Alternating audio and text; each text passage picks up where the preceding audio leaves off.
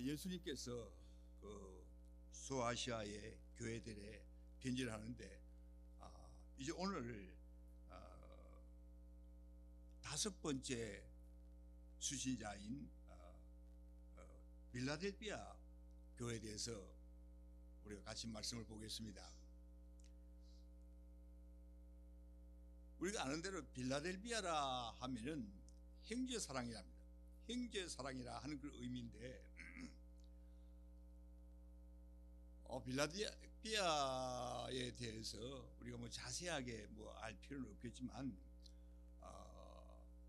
기원전 2세기에 세워진 도시다 하는 이야기를 하고, 그 다음에 1400년경에 터키군에 의해 가지고 멸망될 때까지 유지된 그런 지역이고, 그곳에 있는 교회를 이제 이야기를 하고 있습니다. 그런데 빌라델비아 교회라 하면은 충성스러운 교회, 생명력이 있는 교회, 특별히 어떤 면에서 생명력이 있냐면은 전도와 선교에 열심히 있는 교회였다 하는 것을 우리에게 말씀을 해 주고 있습니다. 오늘 7절 말씀에 보면은 빌라델비아 교회의 사자에게 편지하라. 거룩하고 진실하사 다윗의 열쇠를 가지시니 곧 열면 닫을 사람이 없고 닫으면 열 사람이 없는 그가 이르시되. 이 7절에서 또다시 공통적으로 예수 그리스도가 누구신지, 어떤 분인지를 우리에게 설명을 하고 있습니다. 예수님을 어떻게 이야기를 하고 있냐면은 거룩하고 진실하사 이렇게 말합니다. 거룩하고 진실하신 예수님을 소개를 하고 있습니다. 다시 말해서 예수 그리스도의 그 신적인 속성이 바로 이것이다 하는 그 이야기입니다. 거룩하고 진실하신 분, 그분이 우리 하나님이라 하는 그 이야기입니다. 근데 이분이 다윗의 열쇠를 가지신 분이다 이렇게 설명하고 있습니다. 다윗 왕은 누구냐면은 우리가 보통 생각하는 게 뭐냐면은 예수님을 예표하는 그런 분입니다. 예수님의 모습을 이야기를 하고 있지 않습니까? 그래서 다시 말해서 예수 그리스도 안에서 성취되어질 것, 예수 그리스도 안에 있는 그 의미가 완성된다 하는 그런 의미로 우리가 해석을 할 수 있습니다. 여러분, 열쇠의 기능이 뭡니까? 열쇠의 기능은 잠겨있는 문을 여는 것입니다. 다시 말해서 다윗의 열쇠를 가지신 예수 그리스도는 이 땅뿐만 아니라 하늘까지 통치하시는 분, 여시는 분, 그런 분으로 설명을 하고 있지 않습니까? 그러니까 예수 그리스도께서는 어떤 문도 여신다는 것, 예수님께서 어떤 문도 열 수 있고 또 어떤 문도 닫을 수 있다는 거예요. 예수님이 닫으면은 어느 누구도 열 수 없다는 거예요. 여러분, 이 말씀을 우리가 곰곰이 생각해 보면은 그 예수님께서 어떤 분인가 하는 것을 우리에게 말씀해 주고 있습니다. 다시 말해서 땅과 하늘의 주인이 되시는 분이라는 거예요. 우리가 예수 그리스도를 믿고 하나님의 자녀들이 되지 않았습니까? 우리에게 가장 중요한 것은 예수 그리스도가 땅과 하늘의 주인이 되신다는 것. 우리는 보통 교회 주인이 예수 그리스도다, 교회 머리는 예수 그리스도다 말씀하지 않습니까? 맞습니다. 그것뿐만 아니라 땅과 하늘의 이 모든 것의 주인이 되시는 분이 예수 그리스도라 이렇게 설명을 하고 있습니다. 그래서 이 말씀을 곰곰이 생각해 볼 때 우리가 깨달을 수 있는 게 뭐냐면은 우리 한 개인의 일생을 사는 동안에 모든 상황에서 주인이 되신 그분을 믿고 신뢰하는 게 너무너무 중요하다는 거예요. 땅과 하늘의 주인이 되시는 분은 당연히 예수 그리스도를 따르고 하나님의 자녀가 된 우리의 삶의 주인이 되신 분. 이 말은 다시 말해서 우리 인생의 모든 상황을 통해서 주님께서는 간섭하시고 보시고 일하시는 하나님이시라 하는 이 사실을 우리가 깨달을 수 있는 것 아니겠습니까? 그래서 예수 믿는 우리 성도들은 그런 예수 그리스도를 우리가 믿기 때문에 어떤 상황 속에서도 주님을 신뢰하고 순종하고 따라야 된다는 것.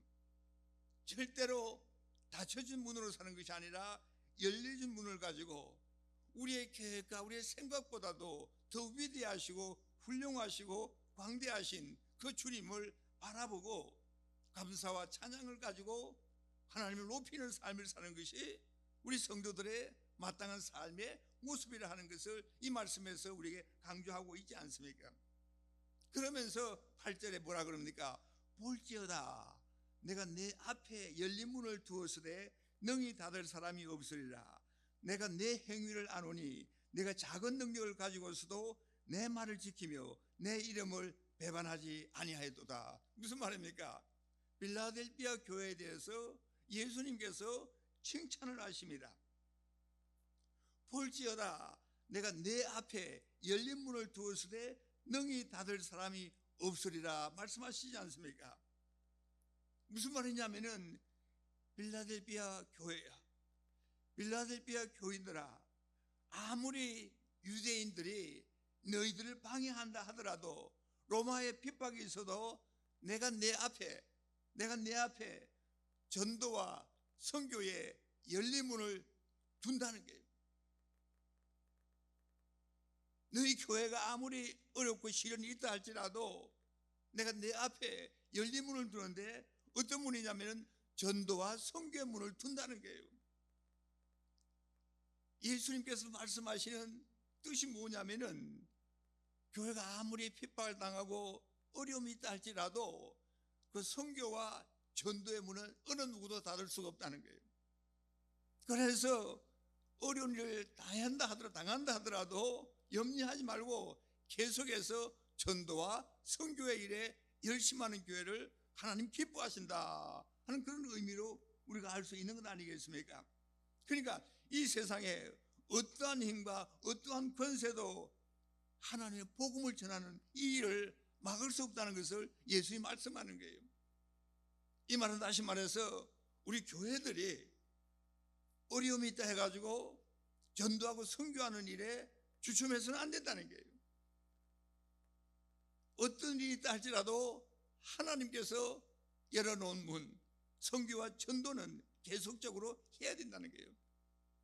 여러분, 교회가 때때로는 어려울 때가 있습니다. 모든 교회가 마찬가지입니다. 어려운 일이 있을 때 가장 먼저 주저하고 힘을 쓰지 못하는 게 뭐냐면은 전도하고 선교하는 거라는 거예요. 하나님께서 원하시는 것은 너희 교회가 시련이 있냐, 핍박이 있냐, 어려움이 있냐, 다툼이 있냐, 갈등이 있느냐, 선교하고 전도하는 일에 힘을 내라는 거예요.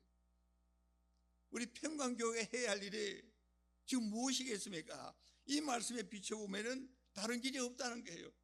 이럴수록 더 많이 전도하고 선교에 열정을 내면은 하나님께서 이 교회를 책임지신다는 거예요. 다른 거 없습니다. 선교하고 전도하기 위해서는 우리가 기도가 따라야 되지 않습니까? 열심히 기도해야 됩니다. 기도해야 됩니다. 우리가 기도할 때 하나님, 우리 교회에 전도와 선교의 문을 열어주셨는데 하나님, 이 일에 헌신하는 교회 되게 해 주시옵소서. 하나님, 이 일을 통해서 평강교회가 부흥의 문이 활짝 열릴 수 있도록 하나님 은혜 베풀어 주시옵소서. 이러면서 기도할 때 이것을 닫을 자가 없다는 거예요. 닫을 세력이 없다는 거예요. 그런데 오늘 이 말씀에서 우리에게 한 가지 하나님께서 강조하신 게 뭐냐면은 빌라델비아 교회가 어떤 교회냐면은 작은 능력을 가진 교회였다는 거예요. 작은 능력. 이 작은이라 하는 이 말은 무슨 말입니까?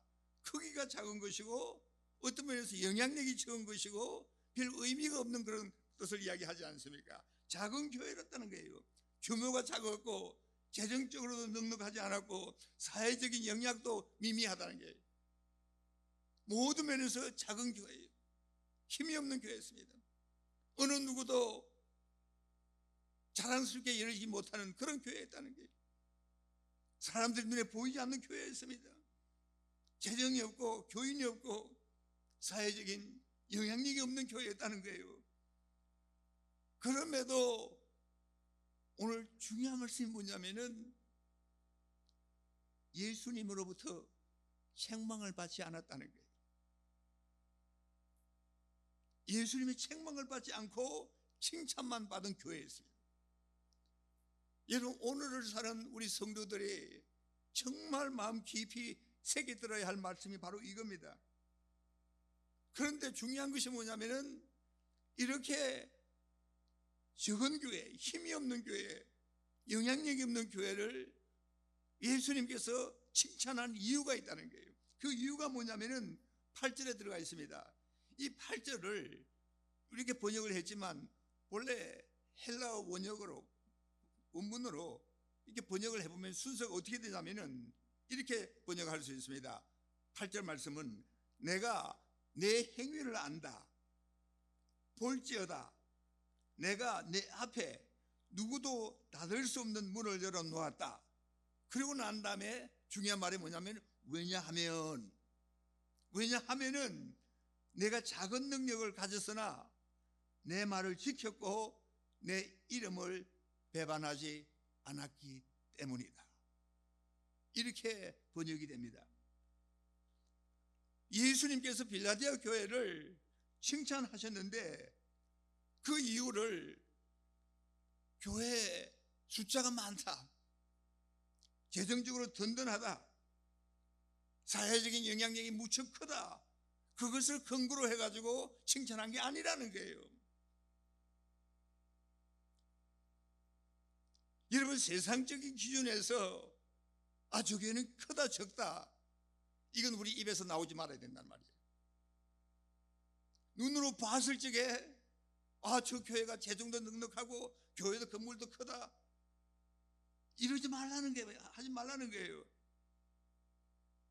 예수님께서 적은 교회인 빌라델피아 교회를 칭찬하셨다는 거예요. 왜 칭찬했냐면은 주님의 말씀을 지키고 성도들이 주님의 이름에 합당한 삶을 살았기 때문에 그렇다는 거예요. 여러분, 우리 평강교회 우리 성도님들이 하나님의 말씀을 지키고 하나님의 이름에 합당한 삶을 산다면은 세상 사람들이 뭐라 한다 할지라도 주님의 칭찬을 받는 교회입니다. 우린 그런 교회가 되어야 됩니다. 그래서 여러분, 제발 특별히 우리 교회에 직분을 가진 분들은 교회가 지난주에 헌금이 너무 적다, 이런 생각하지 마세요. 지난주에 몇 명이 나왔다 생각하지 마세요. 제발 관심 갖지 마세요. 정말 우리가 관심을 가지고 정말 하나님 앞에 기도할 제목은 하나님, 우리 교회 모든 성도님들이 말씀을 지키고 기도하고 하나님의 이름에 합당한 삶을 살게 해주시옵소서. 이게 관심이 돼야 되지, 헌금이 얼마나 나왔다, 교인 몇 명이 모였다, 여기에 왜 관심을 가지냐, 이거 이야기입니다. 주님은 그렇게 생각하지 않는다는 거예요. 절대로 주님은 그렇게 생각하지 않습니다. 여러분, 큰 교회가 좋습니까? 좋은 면도 많이 있습니다. 그러나 하나님께서 칭찬하지 못할 면이 많습니다. 여러분, 그걸 아셔야지 그저 세상적인 기준을 가지고 이게 말이야 교회가 크다, 대단하다, 그러지 마시라는 거예요. 주님께서 빌라델피아 교회를 칭찬한 이유를 우리가 분명하게 알아야 됩니다. 하나님의 말씀을 지키고 하나님의 이름에 합당한 삶을 사는 성도들이 있으면 칭찬받는 거예요. 교인 수가 문제가 아니라는 거예요. 우리는 하나님으로부터 칭찬받는 교회가 되면 됩니다. 그 외에 우리가 더 소원할 게 없습니다. 정말 기도할 걸 기도해야 된다는 겁니다. 정말 바라고 소원해야 될 것을 우리가 바라고 소원해야 되지 않겠습니까? 세상적인 기준으로 교회와 한 개인의 성공을 신앙생활에 그대로 적용하면은 안 된다는 거예요. 절대로 안 되는 것입니다. 성도님들, 우리 교회를 바라볼 때 하나님, 우리 평강교회 성도님들이 말씀과 기도로 더욱더 풍성해지게 하시옵소서. 하나님의 백성으로 합당하게 사는 성도들 되게 해주시옵소서. 이것만 기도하면 된다는 거예요. 그렇게만 되면은 하나님의 칭찬을 받는 교회가 되는 것입니다. 하나님, 우리 교회가 어떻든 간에 하나님 앞에 헌신적인 삶을 살게 해주시옵소서. 하나님 우리 모든 평강의 성도님들이 소음과 빛의 역할을 감당할 수 있게 해 주시옵소서. 하나님 더 뜨겁게 기도하게 해 주시옵소서. 더 열정적인 찬송이 있게 하시고 예배가 있게 하여 주시옵소서. 하나님 평강의 교회가 사람 눈에 볼 때는 적다 할지라도 정말 믿음 있는 사람들, 우리 교회가 다르다는 것을 보일 수 있도록 믿음 있는 교회들이 되게 해 주시옵소서. 그런 기도가 우리에게 있어야 됩니다. 그래서 누가 뭐라 하더라도 우리 평강교회 성도님들은 하나님으로부터 칭찬받는 삶을 살다가 주님 나라에 가야 됩니다. 그리고 9절에 뭐라 그럽니까? 보라 사탄에 해당, 우리 9절 한번 같이 읽겠습니다. 시작. 보라 사탄에 해당 그 자칭 유대인이라 하나 그렇지 아니하고 내게 주어 그들로 와서 내 발 앞에 절하게 하고 내가 너를 사랑하는 줄을 알게 하리라. 아멘. 여러분, 우리 지난번에 했던 그 서머나 교회에서도 똑같은 이야기가 나오는데, 자칭 유대인이라는 말, 자칭 유대인이라 하는 이 말은 무슨 말인가 하면은 나만 선택받은 하나님의 백성으로 여기는 사람, 나만 선택받은 하나님의 백성으로 여기는 그런 사람들을 이야기하는 것입니다. 그러면서 신앙생활을 열심히 하는 사람들을 핍박하는 무리들을 이야기하고 있습니다. 그 사람들은 하나님의 백성으로 스스로 자부하지만 하나님의 그 구원의 경륜, 하나님의 그 구원의 뜻을 전혀 이해하지 못하고 그저 자기 자신의 신념에 따라서 예수 그리스도를 십자가에 못 박은 사람들입니다. 여러분, 오늘도 우리가 조금만 잘못 생각하면은 내 자신의 신념에 따라서 예수님을 십자가에 못 박는 사람들이 있을 수 있다는 거예요. 그게 무서운 일입니다. 자칭 유대인이라는 사람들은 오늘 현대 교회 안에서도 있다는 거예요.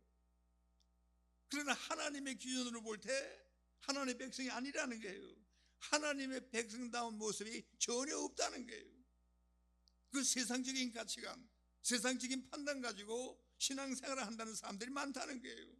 이게 얼마나 위험한 일인지 모릅니다. 이게 바로 자칭 유대인이라고 말하는 사람들의 모습입니다. 하나님의 기준에 볼 때는 그 사람들은 사탄의 무리들이고 거짓말하는 사람들이라 이렇게 성경이 말씀하고 있지 않습니까? 그러나 상대적으로 능력이 없는 교회, 빌라델피아 교회, 적은 교회, 그러나 하나님의 사람으로 살겠다는 그 영혼이 강한 사람들입니다. 하나님을 정말 사랑하고 정말 기도하면서 주를 예배하는 그런 믿음의 사람들이 모인 교회, 빌라델피아 교회를 하나님께서 사랑하신다는 것을 말씀하지 않습니까? 그러면서 10절과 11절 말씀 우리 같이 한번 다시 읽겠습니다. 내가 나의 인내의 말씀을 지켜선저 내가 또한 너를 지켜 시험의 때를 면하게 하리니 이는 장차 온 세상에 임하여 시험할 때라. 내가 속히 오리니 내가 가진 것을 굳게 잡아 아무도 내 면류관을 빼앗지 못하게 하라. 아멘. 여러분, 이 말씀에서 중요한 단어가 뭐냐면은 시험의 때입니다. 시험의 때.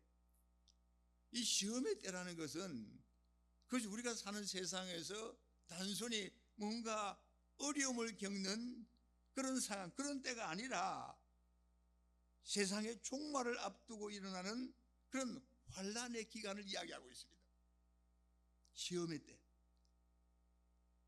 시험의 때가 우리에게 온다는 게예요. 여러분, 이 요한계시록을 1장부터 쭉 깊이 읽어 나가다 보면은 굉장히 마음에 뭐라 그럴까 감동이 오고, 이 말씀을 읽다 보면 내가 준비해야 되겠구나 하는 생각이 들고 주님 앞에 내가 더 가까이 나가야 되겠구나 하는 그런 마음이 자꾸 생기는 거예요. 도전이 된다는 거예요. 여러분, 이 시험의 때를 적당히 넘기지 말아야 된다는 거예요. 그 날이 온다는 거예요. 그런데 여기서 이 시험의 때가 오고 있는데, 시험의 때가 오기 전에는 돈이 많은 사람, 넉넉한 사람들, 그런 사람들이 마음껏 자랑하는 세상입니다. 내가 배운 것이 많고 가진 것이 많으니까 나는 능력 있는 사람이다 생각하고, 가난하고 어려운 사람들을 무시하고 떵떵거리면서 거만하게 자랑하면서 그렇게 산다는 거예요. 언제냐면은 시험의 때가 오기 전에는 그렇다는 거예요. 그러나 하나님 분명히 말씀하시는 것은 시험의 때가 온다는 거예요. 이 시험의 때가 오면은 세상적인 자랑을 가지고 떵떵거리고 사는 사람들이 환난을 겪게 된다는 거예요. 환난을 겪게 된다는 거예요. 여러분, 야고보서 5장 1절에 보면은 이렇게 말씀하고 있습니다. 들어라, 부한 자들아, 너희에게 임할 고생으로 말미암아 울고 통곡하라. 너희 재물은 썩었고 너희 옷은 좀먹었으며 너희 금과 은은 녹이 슬었으니 이 녹이 너희에게 증거가 되며 불같이 너희 살을 먹으리라. 너희가 말세에 재물을 쌓았도다. 그러면 이 말씀을 읽을 적에 얼마나 무시무시한지 모릅니다.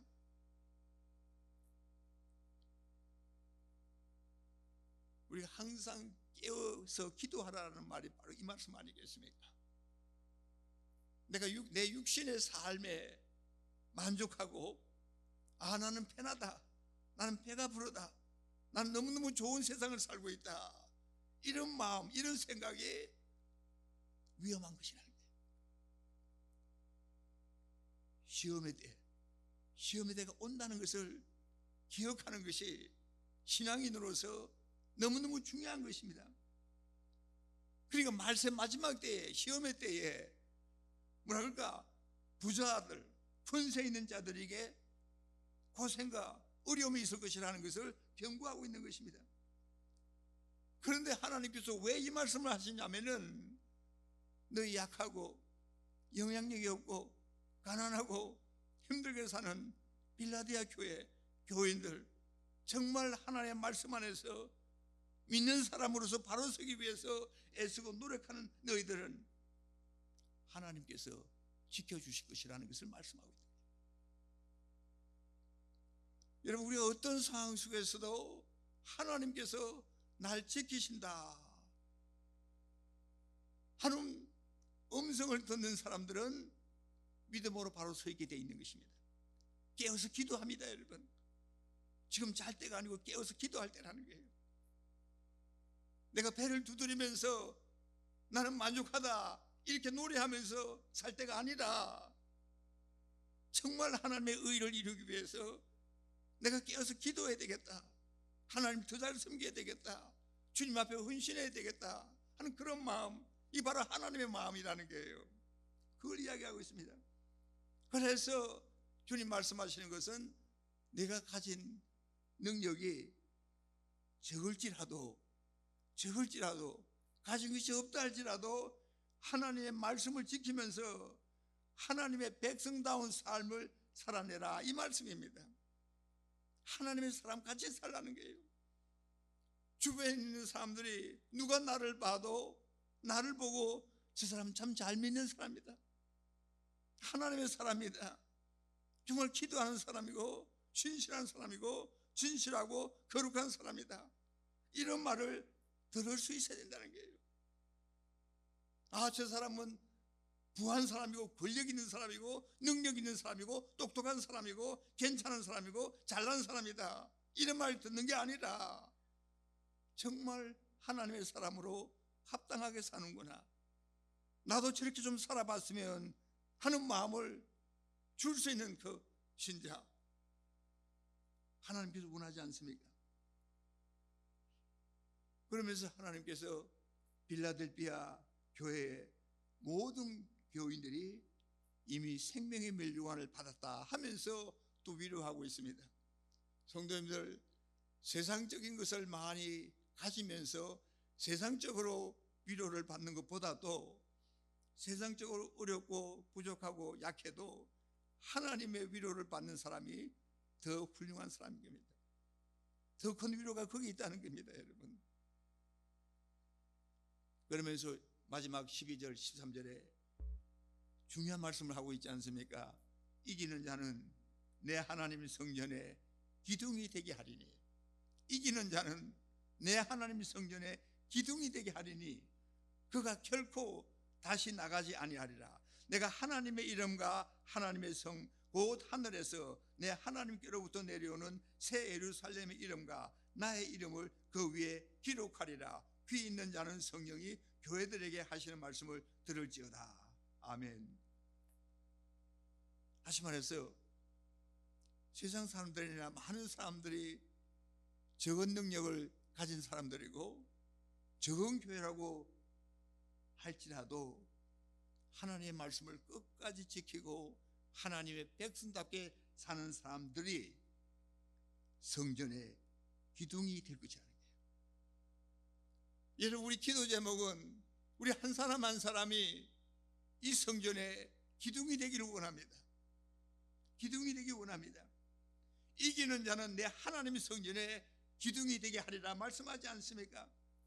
여러분, 우리 모두는 하나님의 성전에 기둥이 되어야 됩니다. 어떤 기둥이든지 간에 어떤 모양이든지 간에 기둥이 되어야 됩니다. 기둥이 뭡니까? 기둥은 움직이지 않고 든든히 서 있는 것이 기둥입니다. 여러분, 흔들리지 마세요. 기둥은 흔들리면은 역할을 못하는 겁니다. 기둥이 흔들리면은 말짱 다 헛것입니다. 든든히 서야 됩니다. 하나님께서 저와 여러분들을 성전의 기둥이 되게 만드셨다는 거예요. 예수 그리스도를 믿고 이기는 사람으로서 흔들리지 않는 든든히 서 있는 기둥으로 하나님께서 세워주셨다는 거예요. 매사에 흔들리지 말아야 됩니다. 여러분, 사람들은 감정적인 동물이기 때문에 가장 큰 문제가 뭐냐면 흔들리는 겁니다. 감정이 너무 격하고 감정적인 면이 강하기 때문에 흔들릴 때가 많다는 거예요. 이게 참 큰 문제 아닙니까? 여러분, 그렇게 느끼지 않습니까? 흔들리지 말아야 돼요. 지속적으로 나는 하나님의 성전에 흔들리지 않는 굳건한 기둥입니다. 이 기둥으로 끝까지 주님 섬기겠습니다. 충성스럽게 헌신적으로 주님만을 섬기기 원합니다 하고 든든한 기둥. 그래서 우리 평강교회 안에 이런 든든한 흔들리지 않는 기둥들이 많아야 됩니다. 그래야 교회가 든든히 설 것 아니겠습니까? 예수 그리스도는 오늘이나 내일이나 영원토록 변함이 없는 분입니다.